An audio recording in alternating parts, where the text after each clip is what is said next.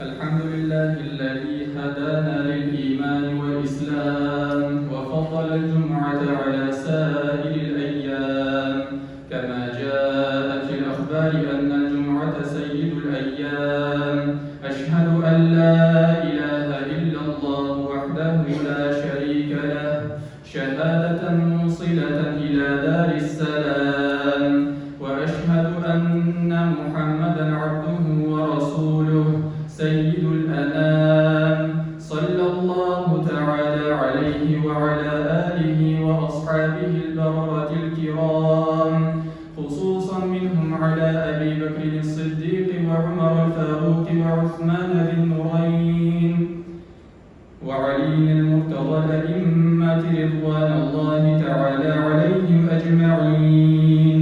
أما بعد، أيها الناس، أوصيكم بالتقوى الله عز وجل ونفسي أولا بالتقوى الله. قال الله سبحانه وتعالى في كتابه الكريم: أعوذ بالله من الشيطان الرجيم، بسم الله الرحمن الرحيم. قل يا عبادي الذين أسرفوا على أنفسهم لا تقنطوا من رحمة الله إن الله يغفر الذنوب جميعا إنه هو الغفور الرحيم. صدق الله العظيم. أما بعد، barcha odamlarni, kishilarni va jinlarni yo'qdan-bor qilib, ko'klarni va yerlarni, barcha jonli ham jonsiz maxluqlarni yo'qdan-bor qilib, tarbiyalab, ne'matlantirib, rizqlantirib turuvchi Robbimiz Allohga barcha maqtov, ulug'lovlarimiz, shukr, rahmatlarimiz erishib tursa edi. U bizlarni yo'qdan-bor qilib, qana qolmadi va bizni sizning bilan bizga sizning bilan to'g'ri yo'lni ko'rsatdi, hidayat yo'lina yo'naltirdi. Alhamdulillahi robbil alamin. Endi shulay shu islom yo'lin o'zining ko'rkam yashash o'rnagida ko'rsatib qoldirgan suyukli payg'ambarimiz, oxirgi payg'ambar, suyukli payg'ambarimiz Muhammad Mustafa sallallohu alayhi va sallamga ko'ngil turlarimizdan chiqqan salovat shariflarimiz, qo'ymas salamlarimiz, duolarimiz erishib tursa edi. Endi shu juma kunini ulug'lab, shu matur muborak bina Allah yurti masjid yurtlarına yig'ilishgan mu'min musulmon qardoshlarim, Allah subhanahu va taolo har boshqalarimizning ushbu dunyoda bandashilik bilan bilib ham bir ish qilgan zo'r ham kishi gunoh xatolarimizni, yolg'ishlarimizni, kamchiliklarimizni o'zining mag'firati bilan yo'lqasa g'afur qilsa edi. Endi sizning bilan bugun shunday bir sifat turmusi yashab ketasim keladi. Unda bo'lsa, bu sifat ikki dunyo rohatini keltira turgan sifat. Kishining turmushida, bu turmushda yashagan vaqtda da kerak, ham endi begarakda oxirat turmushina erishish uchun kerak. Ham bu sifat turida qarab ketamiz sizning bilan inshaalloh turli oyat-i karimlarni. Ham endi va'zimizda shuni turida bo'lar. Unda bo'lsa, nima sifatsin bu? Bu sifat ümitimizni üzmeu. İkinci türlü aytsak, berishmeu. Endi bu dunyoda har bir kishi yashagan vaqtda turli og'riqlar bilan shug'ullanib qolgan. Buning turida ko'p taqdir oyatlarda keltirganimiz bor. Allah subhanahu va taolo Qur'oni Karimda aytadi: Bismillahirrohmanirrohim. وَلَنَبْلُوَنَّكُمْ بِشَيْءٍ مِنَ الْخَوْفِ وَالْجُوعِ وَنَقْصٍ مِنَ الْأَمْوَالِ وَالْأَنْفُسِ وَالثَّمَرَاتِ وَبَشِّرِ الصَّابِرِينَ.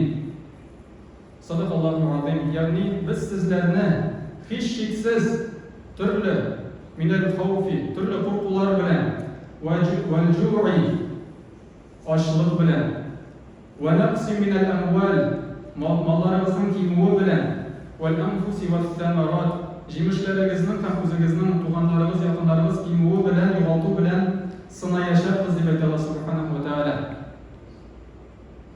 Hamda albatta mana shu og'irliklar kelgan vaqtda biz musulmon kishilari, begrakda musulmon kishilari инде ныклы булырга тиешбез. Аллаһ Тәгаләнең рәхмәтенә өметне өзмәскә тиешлебез. Моның турында Аллаһ Субханаһу ва Тәгалә әйтә: Бисмиллаһир-рахманир-рахим. Ва алаллаһи фәльятаваккалу ин кунтум муъминин. Садақаллахул азим. Әл-Маида сүрәсенең 23-нче аяты. Әгәр дә сез ва алаллаһи фәльятаваккалу ин кунтум муъминин. Әгәр дә сез иман китергән булсагыз, ва алаллаһи фәльятаваккалу. Аллаһ Тәгаләгә тәвәккәлләгез. Бөтен эшегезне Аллаһ Тәгаләгә тапшырыгыз. Аллаһ Тәгаләгә тәвәккәлләгез һәм моның турында борчылмагыз, моның турында кайгырмагыз. Менә бу шуннан да инде мөхтәрәм җәмәгать бик кирәкле аят. Безнең тормышыбызда төрле авырлыклар килгән вакытта, әгәр дә без күңелебезне төшереп, бөлгенлеккә төшсәк һәм күңелебезне төшерсәк, без инде җиңелдек дигән сүз. Ягъни без инде бирештек дигән сүз. Бирешкән кеше әлбәттә Алла таба ул инде ниндидер үрләр яуларга, Алла таба көрәшергә тырышмый. Ул ничек бар шулай итеп яши бирә. Ә без, мөселман кешеләре, бу дөньяда һәр көнне көрәшергә тиешлебез. Һәр көнне үзебезнең нәфсебез белән иң беренче. Шайтанның вәсвәсәсенә каршы, төрле үзебезнең начар булган сыйфатлар, күркәм булмаган сыйфатларыбызга каршы. Чөнки бу дөнья көрәш мәйданы. Бу дөнья көрәш мәйданы. Һәм инде һәрбер теләсә кайсы тармакта, әгәр дә кеше ирешәсе килсә зур уңышларга, ул инде тырышырга тиеш. Тырышлык күрсәтергә тиеш. Бу инде безнең шушы дөньяда Аллаһ Субханаһу ва Тәгалә урнаштырган бер канун. Һәм аның турында Габдулла Тукайның да шундый юллары бар, шигъри юллары. Эшләгез, сез эшләгез, иң мөхәддәс нәрсә эш дип әйтеп алган Габдулла Тукай. Шулай булгач, менә шушы тормышта зур уңышка ирешергә теләгән кеше әлбәттә инде эшләргә тиеш, тырышырга тиеш, һәм моның белән бергә бер рәттән инде бөлгенлеккә төшмәскә тиеш, күңелен төшермәскә тиеш. Чөнки әйткәнебезчә, менә булар үзара бәйләнештә. Әгәр дә кешенең күңеле төшсә, ул инде тырышлыгын югалта. Безнең һәрберебезнең ниндидер эш башлаган вакытта бөтен безнең дәртебез бар. Мин бу эшне эшләячәкмен дип әйтәбез. Мин бу уку йортын бетерәчәкмен дип әйтәбез. Мин кайсы бер кеше хәтта шундый сүзләрне ишетергә туры килә. Җәннәттә мин булмыйча кем булсын дигән сүзләрне ишетергә туры килә. Алла сакласын. Мондый сүзләрдән Алла Тәгалә ерак кылсын. Ягъни безнең дәртебез ташып торган вакытта без инде тауларны күчерергә әзер кайгырабыз. Ләкин менә бу дәрт ул затка бара торган нәрсә түгел. Әгәр дә дәрткә генә салынсак, дәрт беткәч, безнең инде тырышлыгыбыз да бетә. Шуңа күрә иң билгели торган вакыт ул да булса, менә шушы дәрт беткән вакытта үзеңне кулга алып, үзеңне Алла таба өстәлеп бара белү. Менә шушы сыйфатка ия булу өчен безгә инде шулай әлбәттә Аллаһ Тәгаләнең рәхмәтендә өметебезне өзмәскә тиешбез. Ниндидер авырлыклар килгән вакытта, киресенчә шушы авырлыктан үзебезгә дәрт ала белергә кирәк. Дәрт ала белергә кирәк. Моның турында инде күп кенә мисал китергә була. Ул инде сахабалар тормышында да булган, ул инде Пәйгамбәрбез саллаллаһу алейхи ва саллям тормышында да булган. Әлбәттә, аның тарихын күп беләбез. Һәм инде менә шушы тормыш күзлегеннән караган вакытта да төрле шул ук мин инде яратам ул мисалны китергә спортсменнар, бизнесменнар. Аларның тормышыннан караганда да алар күп авырлыклар күргәннәр. Шушы авырлыклар аларга көч биргән, шушы авырлыклар аларга дәрт биргән.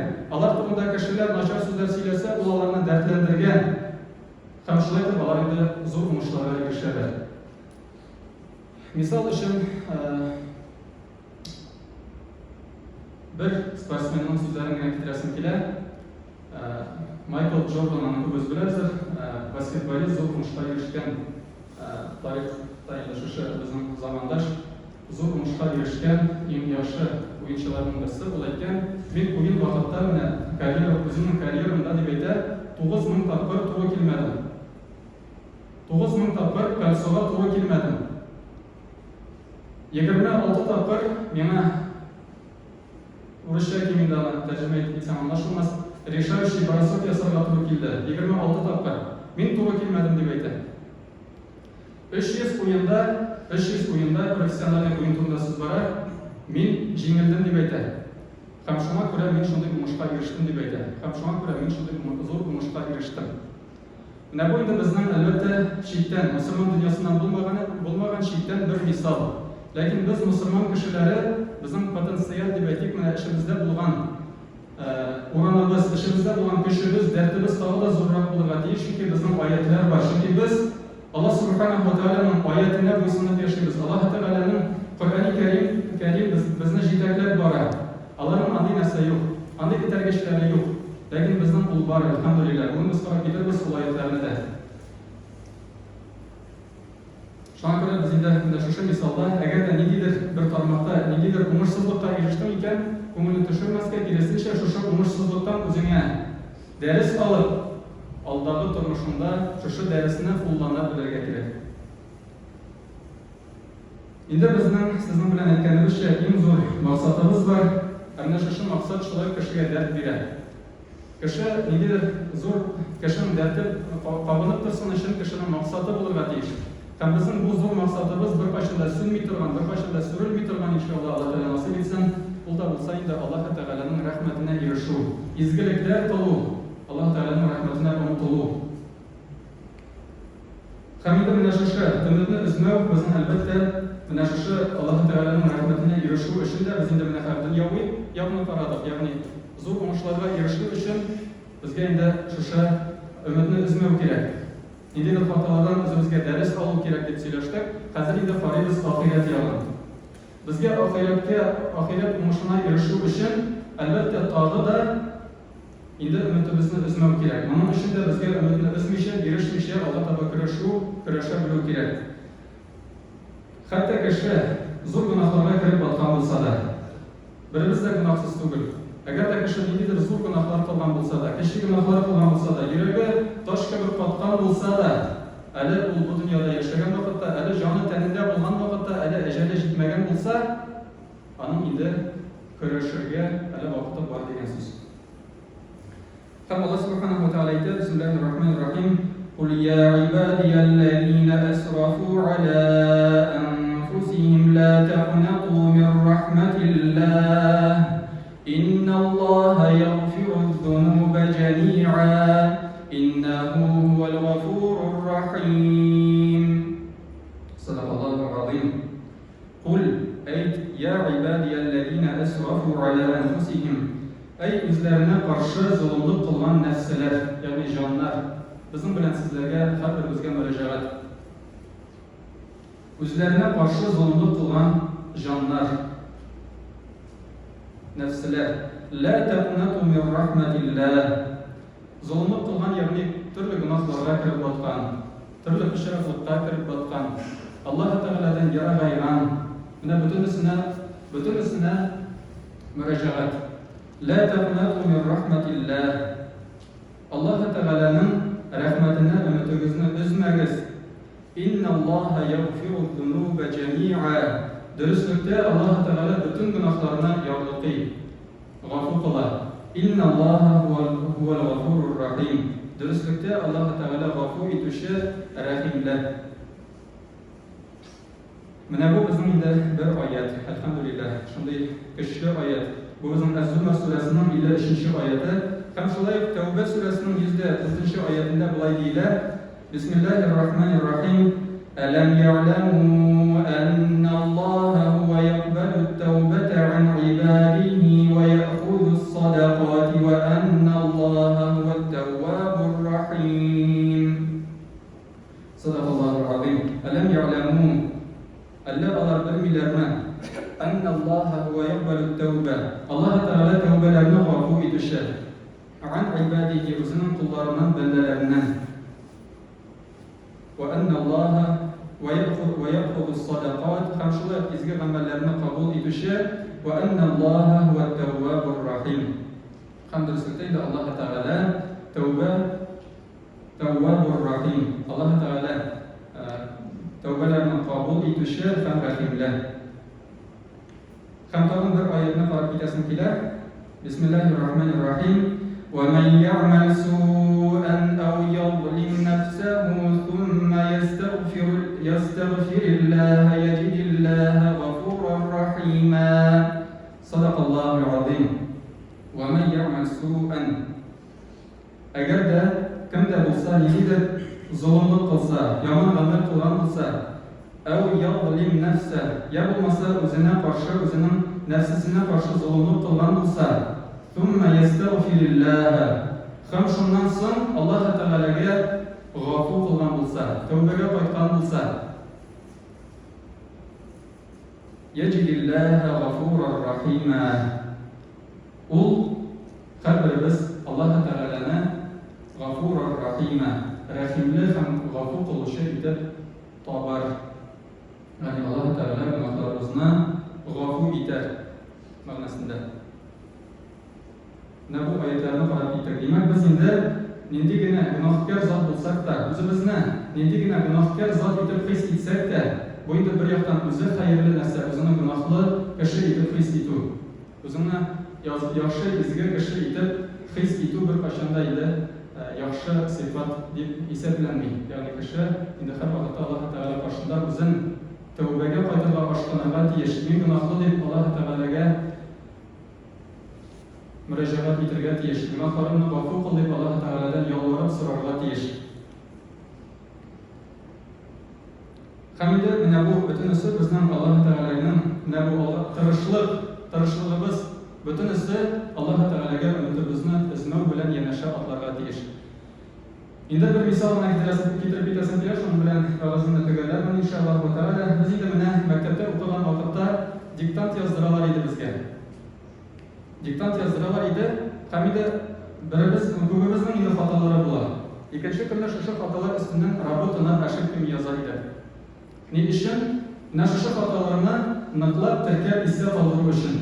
Shu xatolarni Alloh taolo yasamoq uchun, isga qoldirish uchun. Qaysi so'zlarimizda xato bo'lgan bo'lsa, shu so'zlarni yonidan qabatlab yozib isga qoldirish uchun. Mana bu misol endi bizning albatta turmushda da qoladi. Ya'ni agarda kishi nendidir gunoh qilgan bo'lsa, nendidir yomonlik qilgan bo'lsa, nendidir ashaklik ishlagan bo'lsa, bugun endi o'sha ashakliklarni bitiruv ustidan tirishirlar deyish. Qanun uchun bizning bir yil ichida 365 mumkinchiligimiz bor. Har birimizning.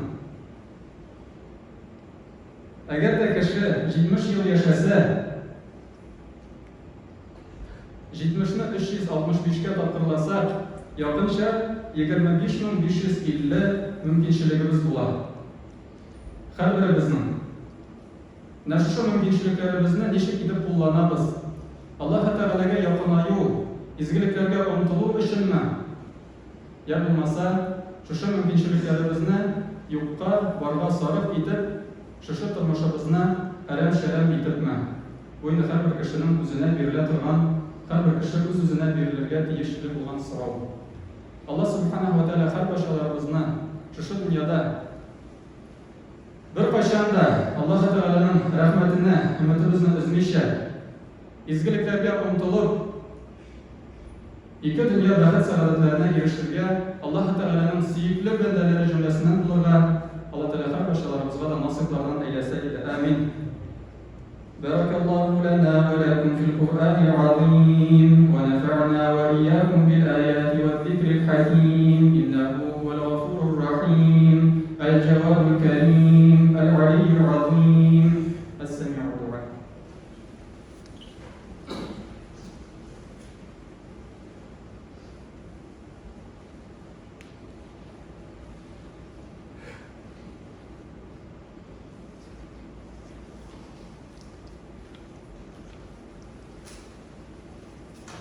الحمد لله نحمده ونستعينه ونستغفره ونتوكل عليه ونعوذ بالله من شرور أنفسنا ومن سيئات أعمالنا من يهده الله فلا مضل له ومن يضلله فلا هادي له ونشهد أن لا إله إلا الله وحده لا شريك له ونشهد أن محمدا عبده ورسوله إن الله وملائكته يصلون على النبي يا أيها الذين آمنوا صلوا عليه وسلموا تسليما اللهم صل على سيدنا محمد وعلى آل محمد صليت على إبراهيم وعلى آل إبراهيم إنك حميد مجيد. اللهم بارك على محمد وعلى آل محمد كما باركت على إبراهيم وعلى آل إبراهيم إنك حميد مجيد. اللهم اغفر لنا ولوالدينا والمؤمنين والمؤمنات والمسلمين والمسلمات الأحياء منهم والأموات. اللهم انصر من نصر الدين، اللهم انصر من نصر الدين، اللهم انصر من نصر الدين، واهد من خذل الدين. عباد الله، إن الله يأمر بالعدل والإحسان وإيتاء ذي القربى وينهى عن الفحشاء والمنكر والبغي يعظكم لعلكم تذكرون. اذكروا الله يذكركم واشكروه يزد لكم واستغفروه